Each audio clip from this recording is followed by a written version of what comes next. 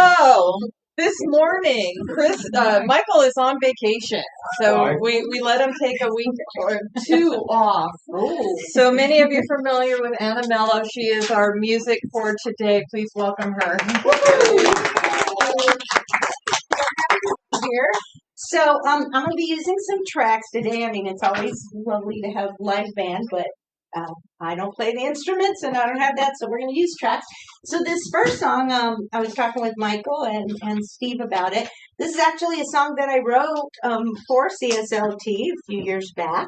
So it's called Call for Celebration, and I've supplied you with the lyrics to join in.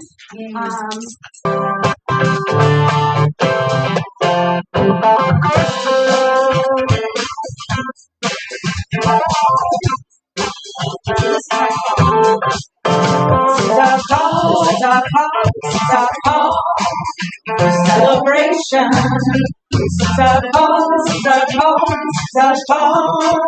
Celebration. We come together, knowing our identity, harboring with possibility.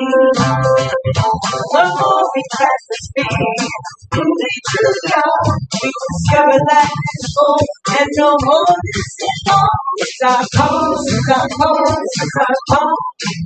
For celebration, it's our call, it's our call, it's our call. For liberation. Celebration, authenticity, sharing joy and creativity. We will always open hearts and minds. We expand and love, rise above. Let our heart light shine. It's our home, it's our home, it's our home. For celebration, this is our call, this is our call, this is our call. For liberation, this is our call, this is our call, this is our call. For celebration, this is our call, this is our call, this is our call. For liberation, for liberation, for liberation. For celebration, for celebration.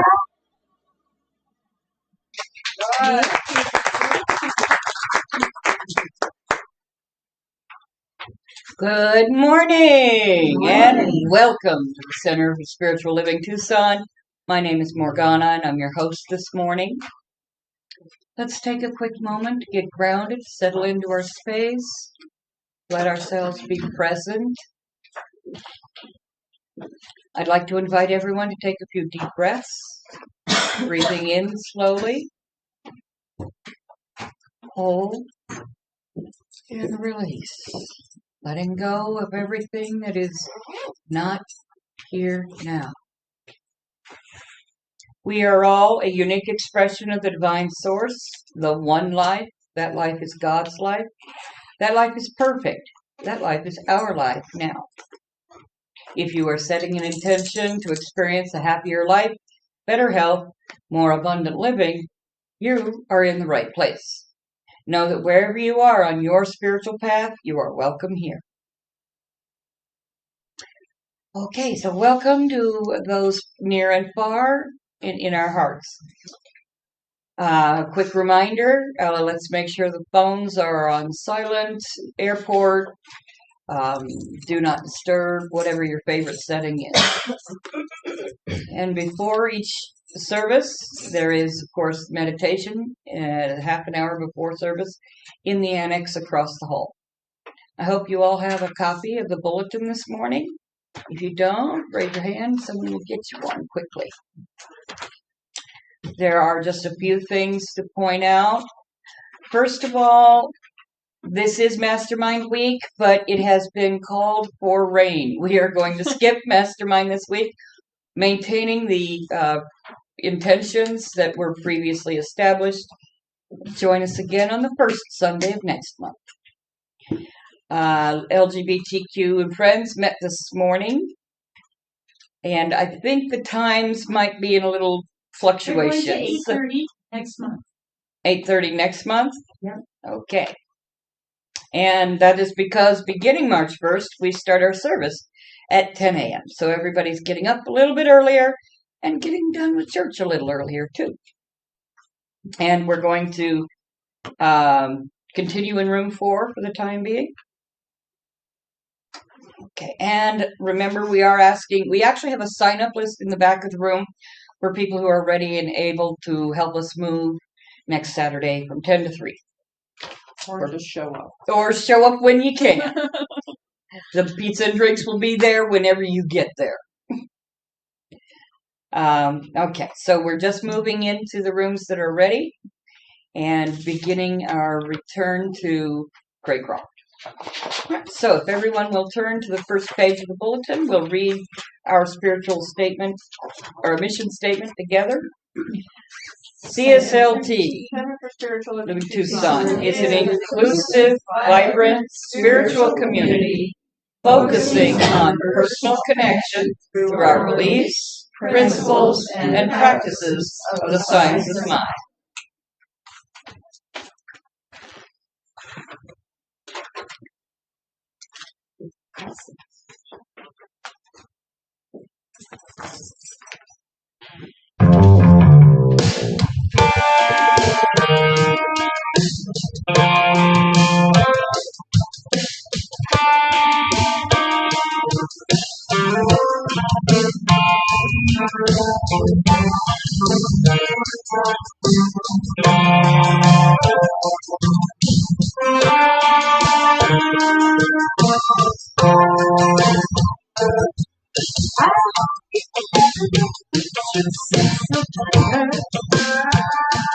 Get your beauty put on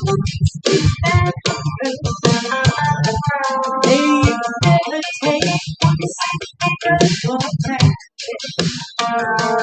God forbid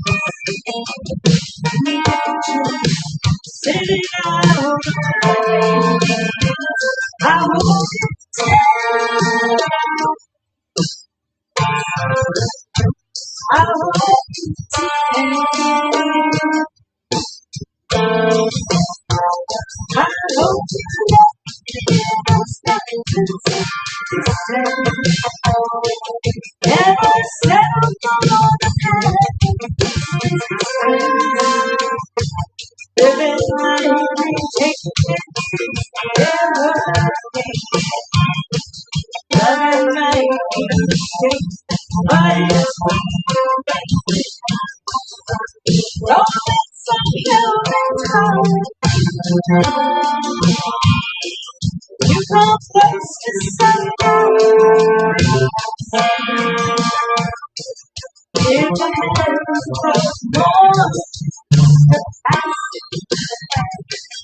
then you get sitting on the door. I hope you die. It's a wonderful celebration. I hope you get so. I hope you say what's a look like all day. Simple.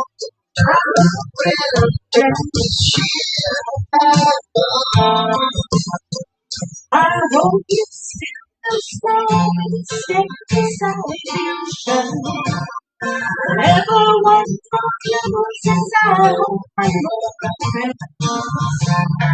Promise me that you will my chance. Leave the choice. Say no. Yeah.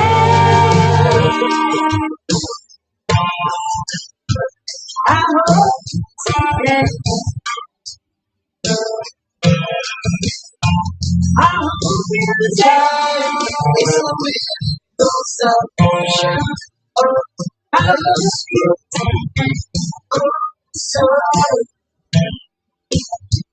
I hope you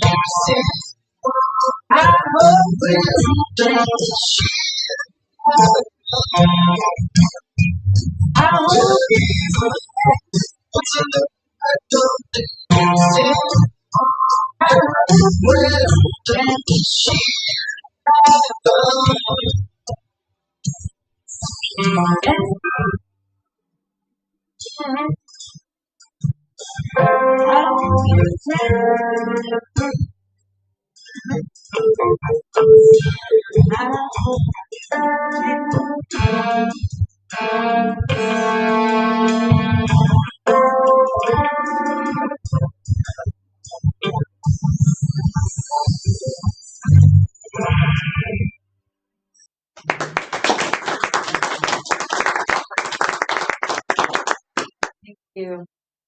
And now please join us in 3 minutes of meditation.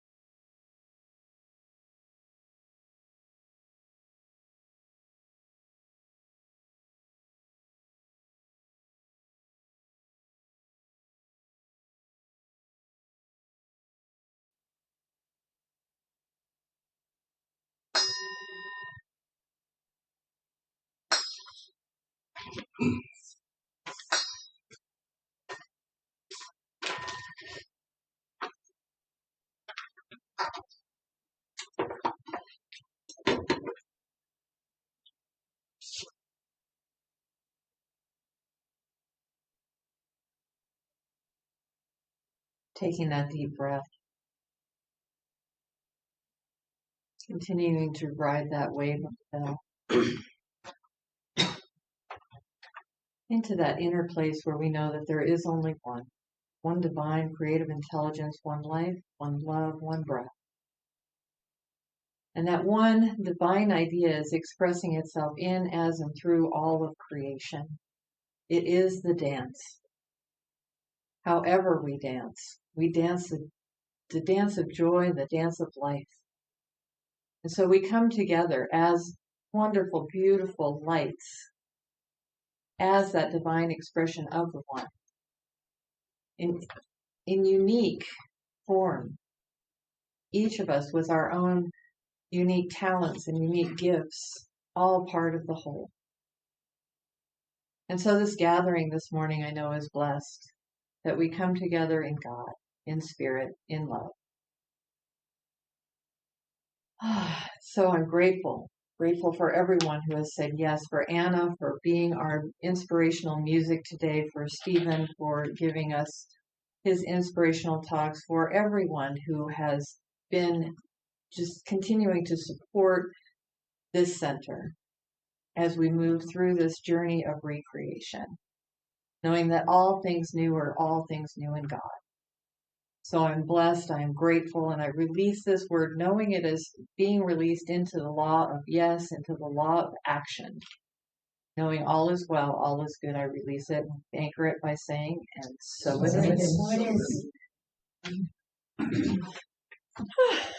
So good morning. I'm Sharon Whaley, one of the practitioners. Tamara's in the room, and I want to thank Tina for leading meditation this morning, and I know Teresa signed up. So just to help support our practitioners and all the busyness that is going on in the morning, if you are called to lead a meditation, we have a sign up, and I am going to ask the practitioner to put your name in first, and then we work around that.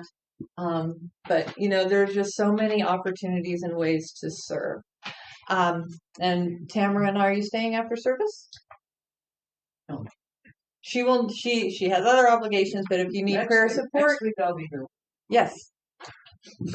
So we have a prayer box in the back. I will be here after service if you need support. And honestly, I'm not sure how well maintained our email is right now, but give us a shot, and we know that we are, we hold you in our hearts.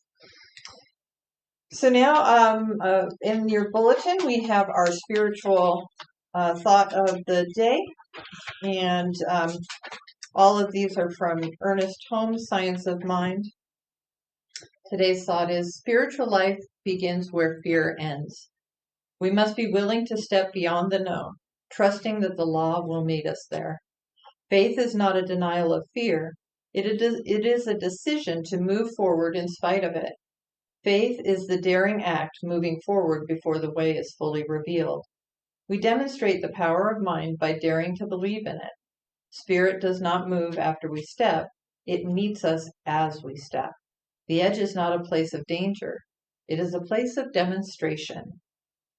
And our affirmation, I'll read it once and then ask you to join me. I choose to believe in the higher power that is the oneness, the allness, and the wholeness. I act with confidence, assured that my action of faith in spirit always comes through. Together? I choose to believe in the higher power that is called many names, the oneness, the allness, and the wholeness, the invisible divine mind. I act with confidence, assured that my action of faith in spirit always comes through. And what you have in your bulletin is not what I pulled off the internet. Oh dear. Please welcome back Anna Mello. Okay, well, this next song I do not have a track for, but you guys are very familiar with this song. So you guys, I'll start it off and then chime in, and we're going to just clap our hands to it, okay? Let me get my words out. All right. There was a time in my life I thought I had to do it all by myself. And I didn't know the grace of God was sufficient. And I didn't know the love of God was at hand. But now I can say, if you are discouraged, struggling just to make it through another day. Just let it go, let it all go. And this is what we choose to say. I release and I let go. I let the spirit from my life. And my heart is open wide. Yes, I'm only here for God. No more struggle, no more strife. With my faith I see the light. I am free in the spirit. Yes, I'm only here for God. I release and I let go. I let the spirit run my life. And my heart is open wide. Yes, I'm only here for God. No more struggle, no more strife. With my faith I see the light. I am free in the spirit. Yes, I'm only here for God. I am free in the spirit. Yes, I'm only here for God.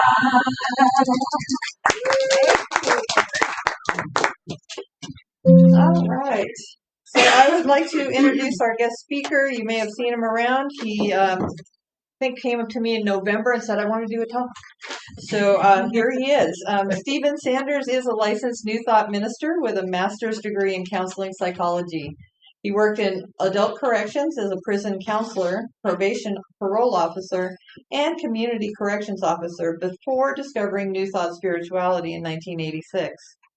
Noting a need for changes in his life, he participated in individual and group therapy and the 12-step program. He earned his ministry license at Living Enrichment Center in Wilsonville, Oregon in 1993, and his master's degree at Antioch University, Seattle in 1996. He has worked in community, residential, and correctional settings and incorporates New Thought principles in his counseling work. In 1998, he self-published a book titled An Introduction to Spirituality on Reverence in Principle and Practice. In 2017, he published an article in New Thought magazine titled Mother-Child Reunion, The Homecoming of Religion and Psychology, New Thought as Spiritual Psychology. Stephen has attended Unity and CSL services since moving to Tucson from Portland, Oregon in 2011. And he is enthusiastic about CSL's growth process. Please welcome Stephen Sanders. I always have to make the adjustment. Step on it and pull it up. If I pull it up high enough, I can hide it. So, yeah, I'm glad to be here today. First of all, I want to thank Anna again for being here. You're bringing your voice here. You always raise us up to the next level. Also, I'm glad to be here today. I am enthusiastic about the growth and development that this CSL Tucson is going through right now. I'm glad to be a part of it, and witness it at the same time. So, as always, when people are making changes, you always got to go back to basics, right? You got to go back and get focused on the basics. And so, when Sharon decorated the music stand to create a lectern, I told her about I had a funny thought about. I remember one of my ministry mentors talking about if you're developing your talk and you have a point that you might think might be kind of weak or it needs some emphasis, he said, write in your margin notes, pound lectern here. So we don't do that here. We don't do podium pounding, but this would be music stand mayhem. But we don't do that here. So that would leave me with the alternative, maybe clapping or stamping my feet when I wanted to make a point, but I'm not going to do that either. I could just see me, you go, who is this guy stomping around like a petulant child? My goal is to make this message engaging enough that I don't hear the echo of my father's voice when he was reprimanding me and my sister, saying, "Stop throwing yourself around." So, I don't know why that still cracks me up.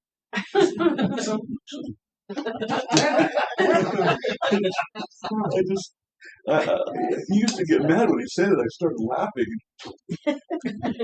So I'm particularly pleased with the topic today about venturing beyond the edge of the known, because that's what we're doing here, right? We're that described us, the staff and the congregation here, were anxious and optimistic about navigating this growth. And so it reminded me of in 1992, two psychologists printed their big research work about stages of change, you might know. But they found that whether it's a small project, a small problem, or a major change, people go through 5 stages during this. Anybody familiar with this? So you might be familiar with it. Oh, I just heard you. Well, the first stage is actually like no stage. It's called pre-contemplation. You don't see a problem, don't think there's a problem at all. Or you might be in denial, and somebody suggests you might have an issue there, and the response is, I haven't got it. You fill in the blank. I haven't got a blank problem. You've got a perception problem, or you've got a projection problem. So people in pre-contemplation, if you're trying to get them to change, they're not very pleasant to deal with. But then if something happens where the person moves from pre-contemplation to going, maybe I do have a problem. But it's a real delicate time, because the person's starting to come out of the shell a little bit, and you know what happens with you if somebody comes up in your face and starts wagging. What's the first thing your reaction is? Bye now. Mm-hmm. So what happens in contemplation is somebody's saying, yeah, I might have a problem, but they'll be saying, stay out of my face. I'll take care of it when I'm ready. Or they'll say, you might have met people that go, if this is an indication that you're going too hard and people are in a delicate place, and they say, well, since you're accusing me, I may as well do it anyway, right? So you might be familiar with that way of thinking. So what happens, what could happen when the person's in contemplation, I might have a problem, I might not, and then they make a decision. And that's a very important, I need to do something about this now. And I'll expand on that in a minute, because you don't get too technical, but there's some phases inside that decision stage that goes to the action stage, and there's like stages inside that's where all the work is done. So the person says, okay, I might have a problem, I got to do something about it now. Then they go to work on it, and then after they make the changes, the problem's resolved, then there's a new normal. But then there's obviously always something else that you need to work on. So, but those are the 5 stages of change. I went through that process in preparing this talk. I was excited about it, started making notes. Then it began to feel like work. So really, as I was getting all bogged down and trying to get. Okay, you do this in a week. Research the development of human consciousness. Well, no wonder it's starting to get like work. So I was trying to read this book called The Origin of Consciousness and the Breakdown of the Bicameral Mind. Light reading. So if you don't need Ambien, you don't need NyQuil, you can't go to sleep, crack this book open 5 minutes, you'll be out. So you can see how far I got. So I'm going like, this has become a problem. So I realized that if I wasn't enthusiastic in the development of this talk, then the presentation itself would be so academic and esoteric that you'd all be that I would be but I'd sense that you were with me, and I'd be doing clapping stuff, and this looked like a bad flamenco dance up here. So I put away the book. I'll wait for the movie. So I kind of backed up to what we know as, sort of in a spiritual realm. Just look at if we consider the Holy, we know the Holy Bible as the foundation of Christianity. It's the foundation that goes back thousands of years. So it's about the nature of God, human history, a lot of mythology in it, spirituality, and there's directives for living a righteous life. So as such, it attempts to explain the beginning of time based on what people knew then and whatever they made up. So the beginning of time and the first human, and talk about the first human beings, Adam and Eve, based on the best guesses and the best knowledge at the time. So this is where it starts to get interesting. It suggests that the first conscious human decision was to disobey God's directive when Adam and Eve ate that darn apple. So original sin, guilt, and shame allegedly born from the first conscious human decision. That's kind of heavy. So and the die was cast for dancing with the devil throughout the history of Western civilization. It's all about dealing with the devil. So to expand a little bit about it, I got my water here. I was going to have that. The first noble truth of Buddhism is that life inherently involves suffering, dissatisfaction, or stress. Now, the way I don't think it, not the way I interpret it, it's not meant as cynicism or catastrophizing. It just says that's the nature of the human condition, and our job is to understand it and master it. So it just says life presents us with a series of problems or situations that need to be resolved. And, it was easy to have it resolved. If it was easy to resolve, I think humankind would have figured it out by now. But we still have issues. So anybody, well, that's like probably true. A lot of us in here were around in the 60s, or maybe you read about it in the history book. We're that old. But if you remember the 60s, we were celebrating the anticipated coming of the age of Aquarius, when all these problems would be solved. So that was the anthem for a generation. We'll go back up. Well, all the problems weren't solved by 1971 when John Lennon wrote Imagine.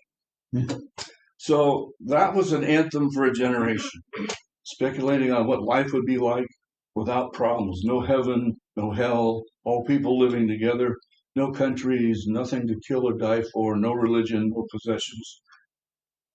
Because it's such a popular,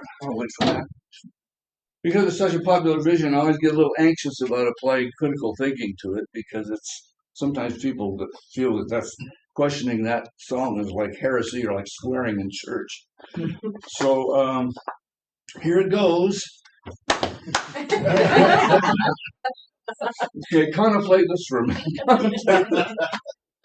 What would life really be like with no problems to solve, no disagreements, without differing perspectives and beliefs? Would that even be a human life? When I think about that, the song has got it's a nice tune. But when I think about that, I come out at the other end thinking it's like a herd of cattle walking around, chewing their cud and doing nothing. So to me, it's like this is mine. You don't have to believe everything I'm saying, but it's like a herd of cattle or zombies, a drug stupor or a coma. It's just existing. And I wonder, while the song imagines a way to live life without all these pesky problems, could we achieve peace, brotherhood, sharing all the world without taking some action? Because if you take at the end result of what he was talking about, again, I just see like this. So while the song imagines a way to live life without all these pesky problems, it leaves out that one undeniable component, and that's human consciousness. I mean, if you take away consciousness, that's what you have. You just have cattle. We don't know what depth of thinking anything in the animal kingdom has, but from outside looking in, it looks like if you take away human consciousness, you're just walking around unconscious.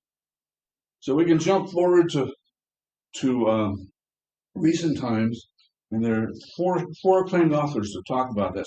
I usually limit it to no more than 3, but this is I'm being kind of, I'm just entertaining myself. I'm going to get 4 anyway. So 1909, New Thought leader Thomas Troward wrote that what we call livingness of an individual is ultimately measured by intelligence, in other words, the power of thought.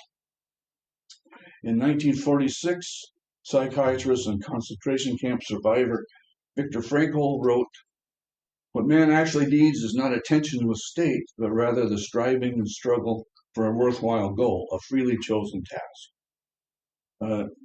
Professor Houston Smith wrote a famous book about the religions of man in 1958, and he talked about the Hindu perspective. Its assignment to a human body is evidence that the soul has reached self-consciousness, and with it comes freedom, responsibility, and effort. And then in 1972, Professor James Flesher is a founder in the field of bioethics. He gave a definition of what a person is, what it means to be a person. Awareness of self, awareness of the past, awareness of the present, and awareness of the future, and neocortical function. So then, what defines the human experience then is consciousness, and the struggles and the victories that come with it.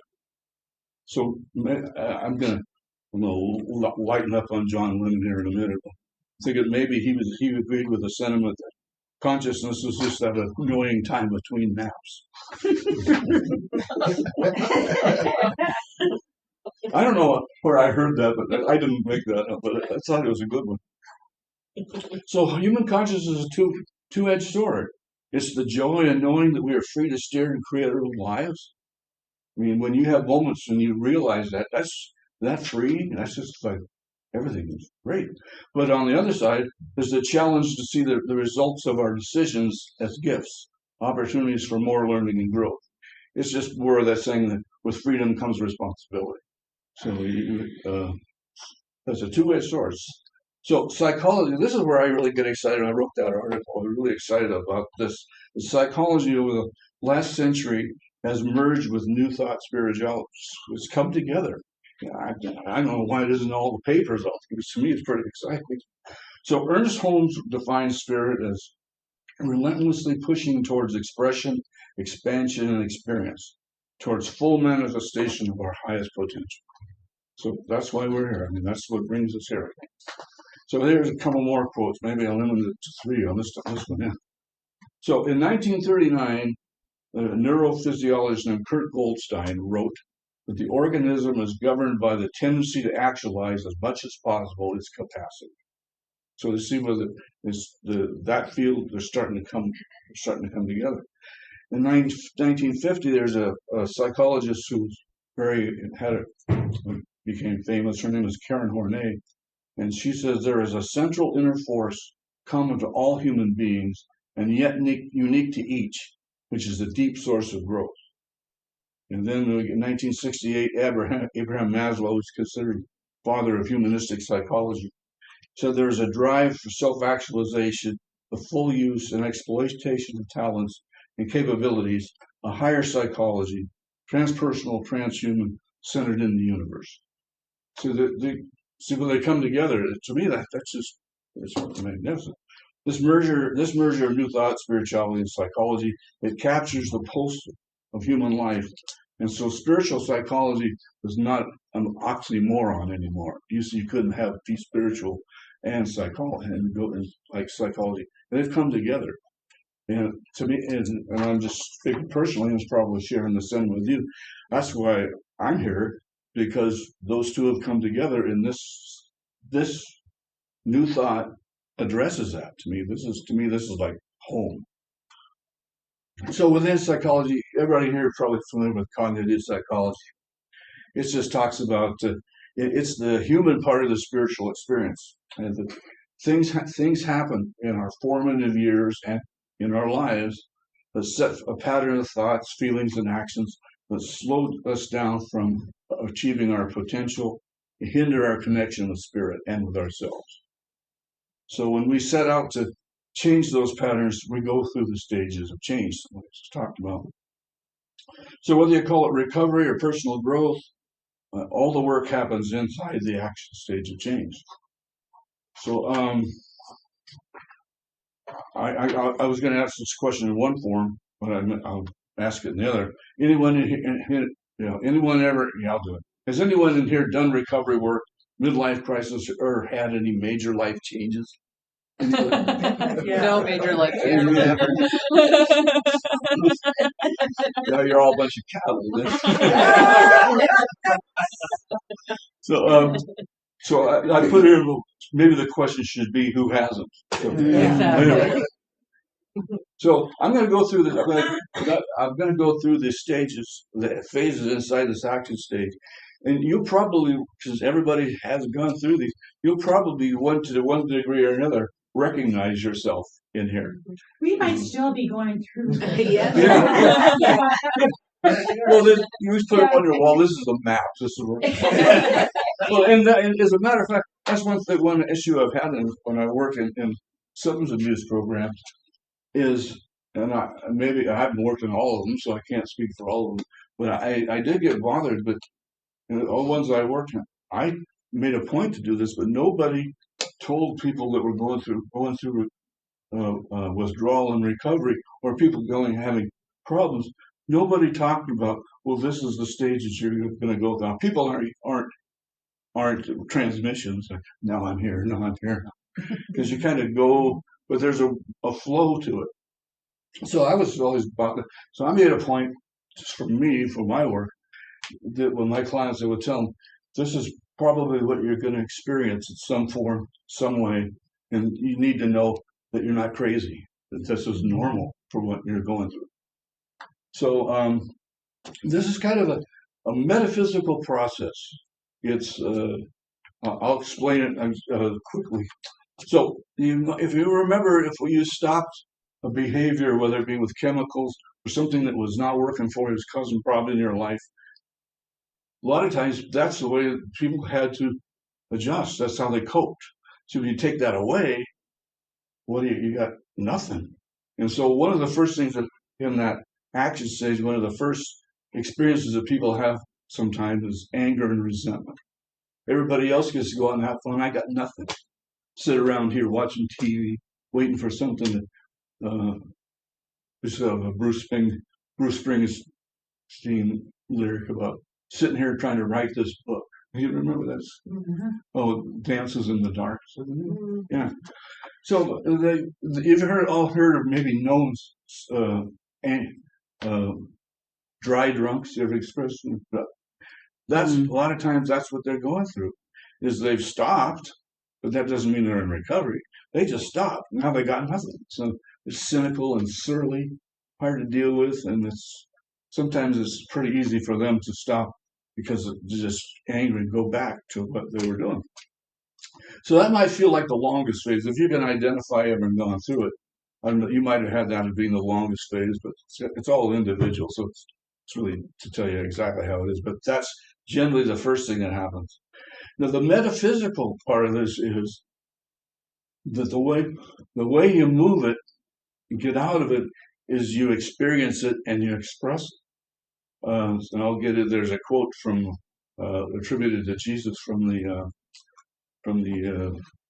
Gospel of Thomas. I'll get into it in a minute. But the way you move past that and get to the next stage is this is where therapy support groups are important, is you express it. In order to let it go, you got to express it. Otherwise, you got to build up and it'll just bubble up in weird ways that you don't even know why did I say that. Well, it's trying to come out. So this first, if you recognize that you're in that first stage, you go someplace you got to go and express it. It's not always this extreme, but to say it in general, you got to be able to rage your rage in a safe place. someplace to go that you can vent it and not be held against you. Of course, you got to be appropriate and not be assaulted. I walk down the street and slug somebody and say, "Well, I'm sorry, I'm just in the first phase of the action stage."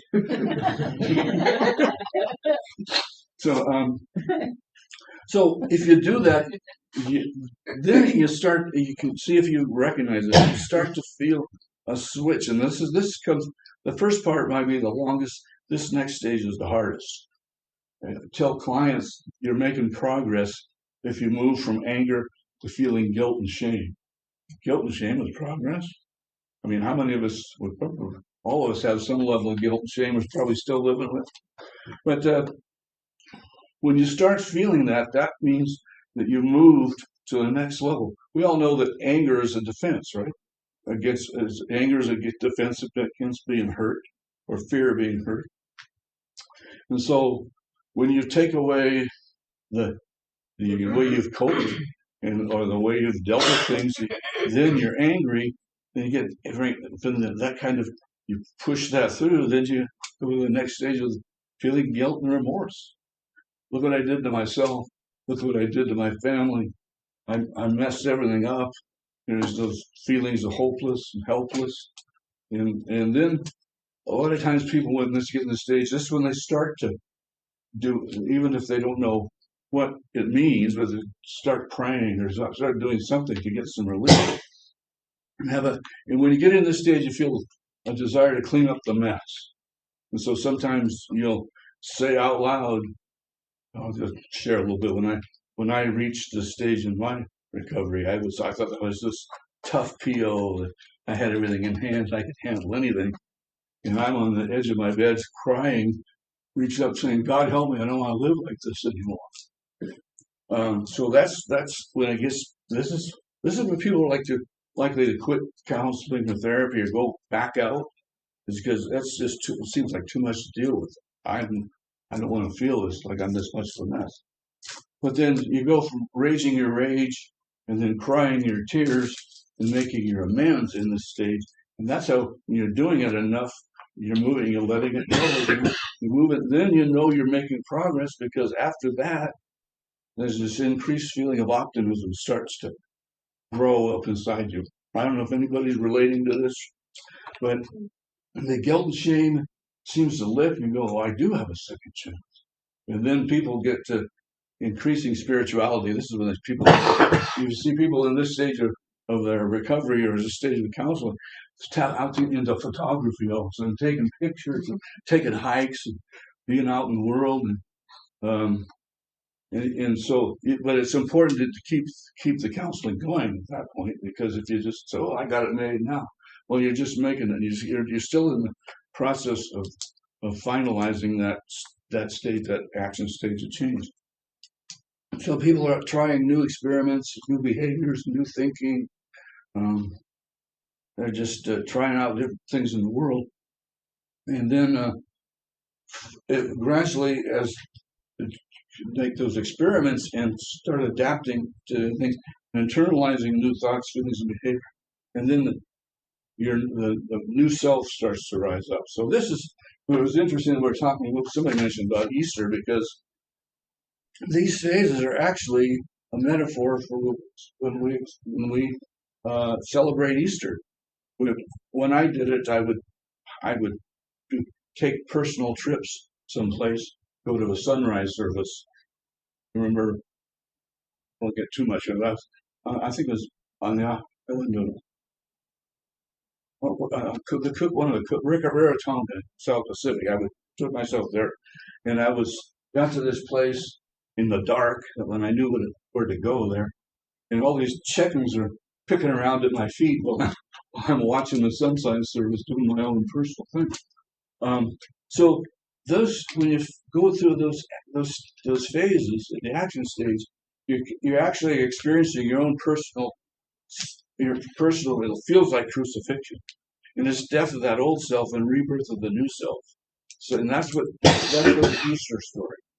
So that's why for a lot of people, Easter is such an important holiday for them, because they celebrate their own change in their life. So yeah, Yeah, and again, back in that earlier stage, the guilt and shame. You ever heard of the expression called the dark night of the soul? Mm. So that's their experience of the dark night of the soul. Okay, so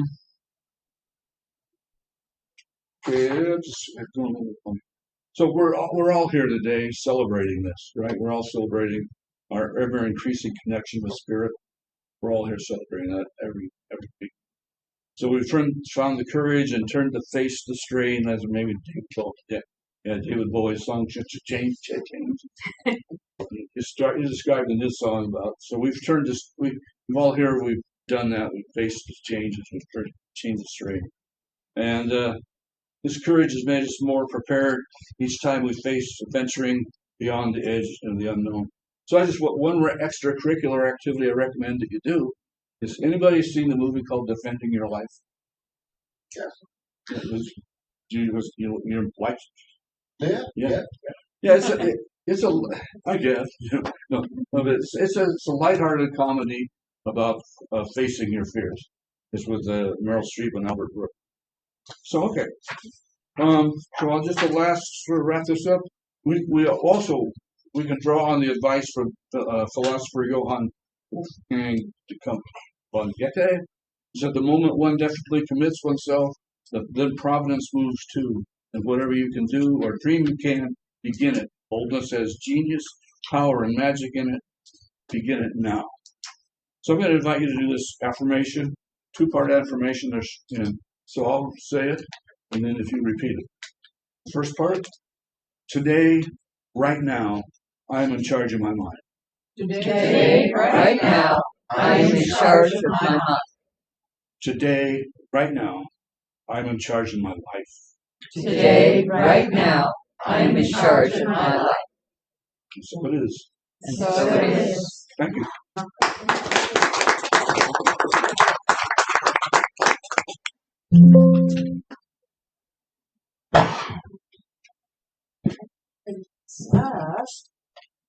Just thank you for that talk.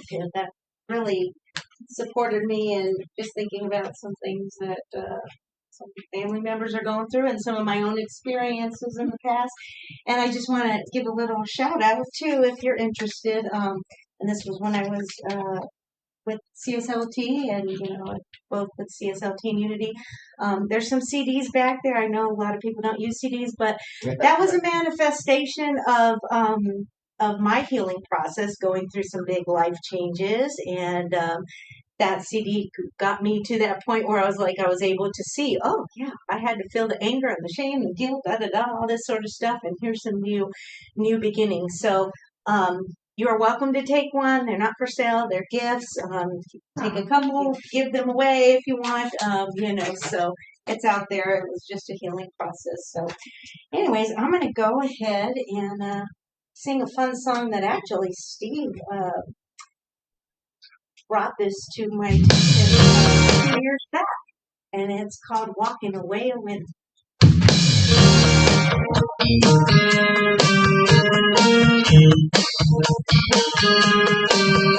Anytime that it's on the table, stakes are high. But I thought this was love, so I laid it all the line. You took everything I had. Never knew I could hurt so bad. But at least I left with every piece of this heart of mine. I'm walking away, walking away from the yeah. With my pride intact, my vision at the same. I know where I'm going, and I know I'll be alright. I'm walking away, walking back into my life.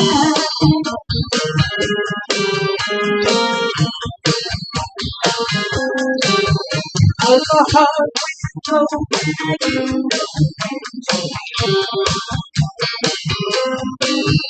if you knew all along, baby, you were telling me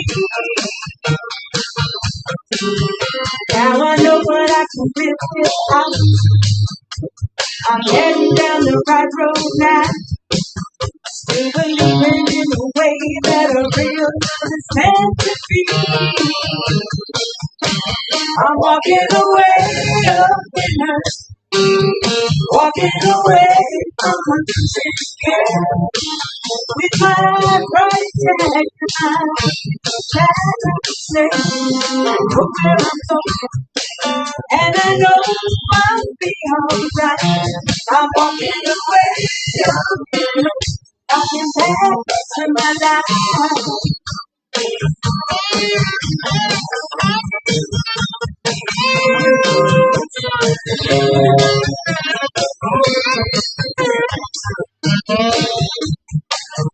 I'm walking away a winner, walking away from a losing game. With my right hand, my vision down to say, I know where I'm going, and I know I'll be alright. I'm walking away a winner, walking back into my life.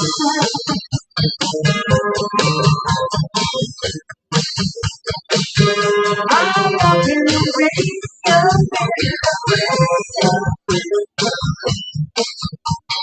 walking back into my life.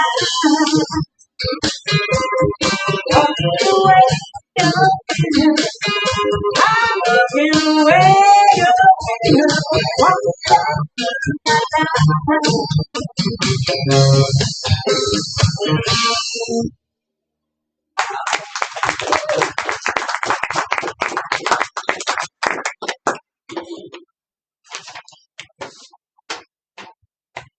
Let's thank Stephen again.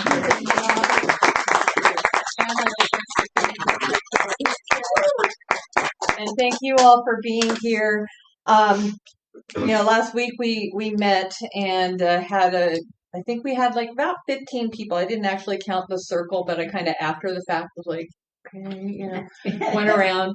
And it was a great meeting. And one of the questions that kind of came up was, where did we land in January? And I apologize for not having that information. So I thought I'd share that with you today as part of our tithing.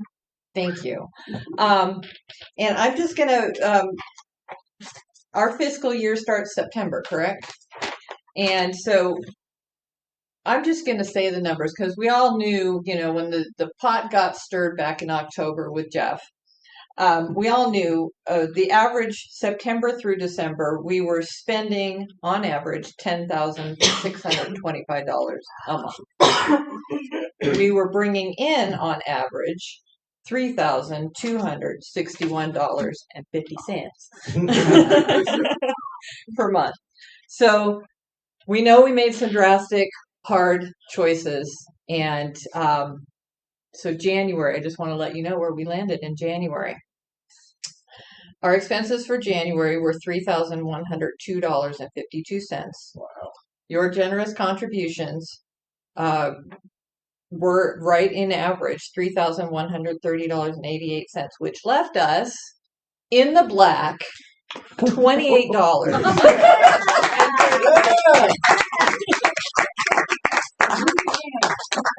So we have a long way to go, but all those drastic cuts that we made, as we continue to move forward, we do, as we know, we have a building fund. So everything that is happening for the renovation of South Craycroft is happening out of the funds allocated for that. So we're on the right path. I literally did a happy dance when I was like, okay, there's no negative in front of it because it's a really tiny spreadsheet. So I just want to thank you for supporting for supporting CSL Tucson. And again, we do have a basket in the back for your cash and checks. We do have online donations with Zelle and PayPal, and you can text to Tithe, which is in our bulletin. And I never know what that phone number is. For those of you online watching this later, I might find out. Here it is. online at 616-800-8252. So those are ways you can continue to give financially, keep us on the black this year. We have a long way to go to make up for the overspending over the last year or so. But that's in the past, and we are blessing everything that happened then as we bless what is happening forward, and continuing to thank you for, painting and the work and getting all the light fixtures and getting us ready to move into the offices that are ready to move into. And that's happening again next week. And just show up. You don't have to sign up. Just show up. I think you're going to be there, right? I'm going to be there. I'm pointing at Maria back there. And Janet is looking forward to getting the CSL computer out of her house. So, I can't even, everybody, I appreciate each and every one of you so much. So let's affirm our good with our giving statement. Divine love as me, blesses and multiplies all that I am, all that I give, and all that I receive. I am Prosperous now. Go ahead. All right, you guys know this song,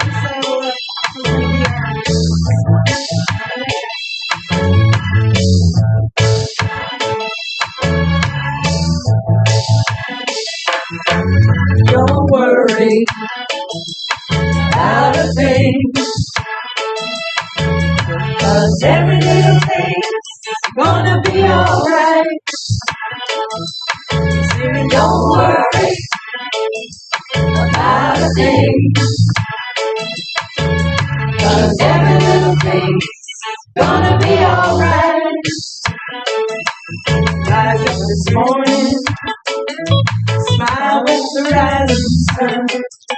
Bring little birds to try my doorstep, singing sweet songs of melodies pure and true. What they say? This is my message to you. What they say?